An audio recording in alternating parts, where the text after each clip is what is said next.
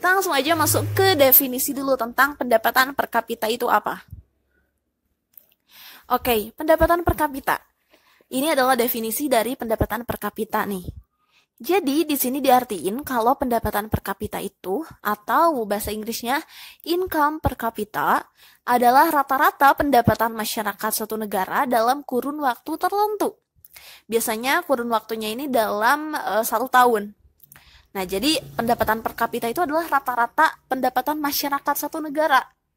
Jadi masyarakat satu negara berapa kira-kira dihitung terus dirata-ratain. Nah, itu jadi pendapatan per kapita. Nah, selanjutnya, apa sih manfaatnya mengukur pendapatan per kapita? Buat apa? Ini ada beberapa manfaat dari pendapatan per kapita. Yang pertama, pendapatan per kapita itu bisa jadi standar untuk mengukur tingkat perekonomian. Ini yang pertama. Jadi dengan pendapatan per kapita, kita jadi tahu tingkat perekonomian Indonesia itu berapa dan kayak gimana gitu. Kita bisa tahu negara kita maju atau enggak dari pendapatan per kapita ini. Dan yang kedua, pendapatan per kapita ini juga bermanfaat sebagai standar untuk membandingkan kesejahteraan satu negara dengan negara lain. Jadi kalau kita mau ngebandingin kira-kira negara Indonesia dengan negara Thailand misalkan, itu pendapatan per kapitanya tinggi mana. Nah, kita bisa bandingin dan kita bisa lihat kira-kira sejahtera mana warganya, apakah warga Indonesia, rakyat Indonesia, atau rakyat Thailand, kayak gitu. Dan yang terakhir, manfaatnya itu adalah untuk mengukur kemakmuran suatu negara. Ini sebenarnya masih relate, masih sama dengan poin ke-1. Jadi di sini yang di-highlight itu adalah ukuran. Pendapatan per kapita itu sebagai ukuran. Ukuran untuk menentukan tingkat kemakmuran negara. Jadi apakah negara ini makmur atau negara ini apakah pertumbuhan ekonominya naik terus tiap tahunnya, itu bisa kita lihat salah satunya menggunakan income per kapita atau pendapatan per kapita. Oke, udah paham ya? Jadi itu adalah beberapa manfaat dari pendapatan per kapita. Nah, sekarang kita bakalan bahas gimana sih cara untuk menghitung pendapatan per kapita. Nah, ini dia cara untuk menghitung pendapatan per kapita. Ini adalah rumus pendapatan per kapita. Jadi, pendapatan per kapita itu diukur dengan cara membagi GNP dengan jumlah penduduk. GNP-nya berapa, jumlah penduduknya berapa, dibagi jadi IPC atau income per kapita. Nah, ini ya. Nah, jadi ketika kita lihat rumus ini, kita pasti tahu komponen apa yang ada dalam pendapatan per kapita. Yang pertama GNP dan yang kedua jumlah penduduk. Jadi dua faktor ini adalah yang menentukan pendapatan per kapita satu negara. Ketika satu negara GNP-nya kecil, tapi penduduknya juga sedikit, itu masih imbang. Daripada satu negara yang GNP-nya kecil tapi penduduknya banyak.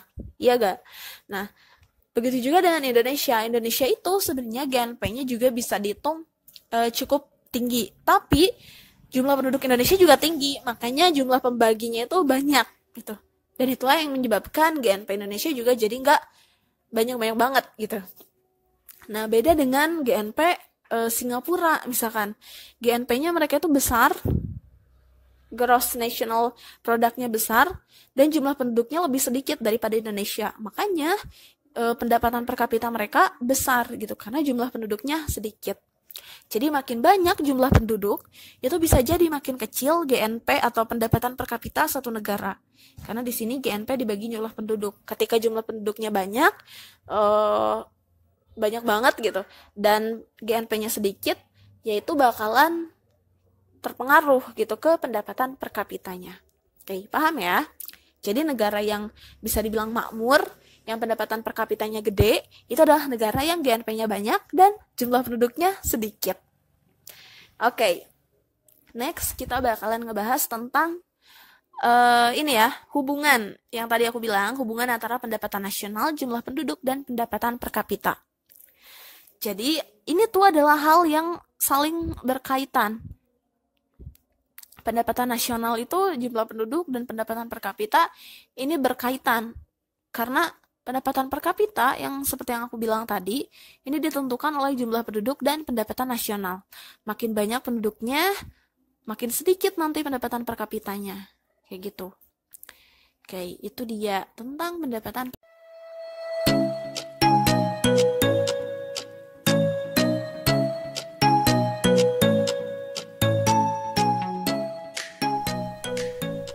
Pendapatan per kapita negara ASEAN tahun 2018. Di sini Ibu sudah memberikan data 10 negara ASEAN dengan pendapatan per kapitanya masing-masing.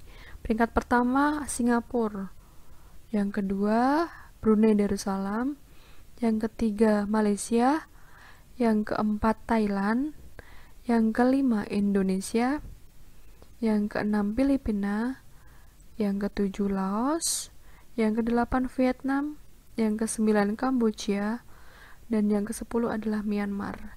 Di sini kalian bisa lihat Indonesia menduduki peringkat kelima, namun sangat jauh selisihnya dengan Singapura yang peringkat pertama. Singapura adalah negara maju dan Indonesia adalah negara berkembang. Negara merdeka, angka gross national product-nya pada tahun 2019 adalah 1.300 triliun dengan jumlah penduduk di tahun yang sama sebanyak 262 juta jiwa. Berapakah nilai pendapatan per kapita negara tersebut pada tahun 2019? Jawabnya, pendapatan per kapita adalah GNP dibagi jumlah penduduk, sama dengan 1.300 triliun dibagi 262 juta. Hasilnya 4.961.832 rupiah. Jadi, pendapatan per kapita negara merdeka sebesar 4.961.832 rupiah.